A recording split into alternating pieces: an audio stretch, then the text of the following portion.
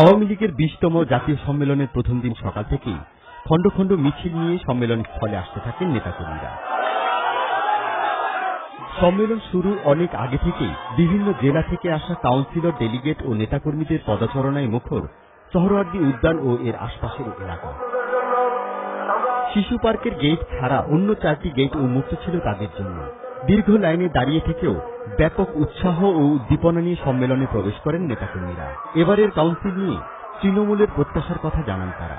যে আমাদের কর্মী বান্ধব নেতৃত্ব চাই, প্রধানমন্ত্রী হবেন আমাদের বর্তমান আওয়ামী লীগের সম্মেলনের সভাপতি।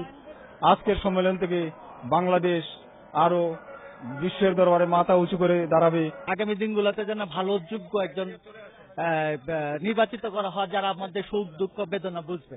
পূর্ণ বিশ্বাস নেত্রীর উপরে, নেত্রী যেটা করবে সেটা। মাঠ পর্যায়ের নেতাকর্মী যারা সভানেত্রী শেখ হাসিনা, জননেত্রী শেখ হাসিনার পক্ষে দুর্দিনে তার পাশে ছিল, আমরা এমন নেতাকে আশা করি। আমাদের প্রধানমন্ত্রী জননেত্রী শেখ হাসিনা, তার নেতৃত্বে একটা শক্তিশালী কমিটি হোক। সিদ্ধান্ত নেওয়ার মধ্যে সবচেয়ে পারদর্শী প্রধানমন্ত্রী শেখ হাসিনাকে আমরা আর কি ওনার সিদ্ধান্ত মোতাবেক যে কমিটি গঠন হবে সেটাই আমরা মেনে নেব সবাই।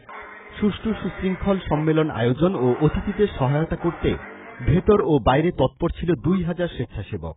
যে আমাদের ডেলিগেট বাইরে থেকে যারা আসছে তাদের কোনো সমস্যা আছে কিনা এগুলি আমরা তাদের সহযোগিতা সেবার জন্য স্বেচ্ছাসেবক টিম আমরা বিভিন্ন জায়গায় কাজ করতেছি।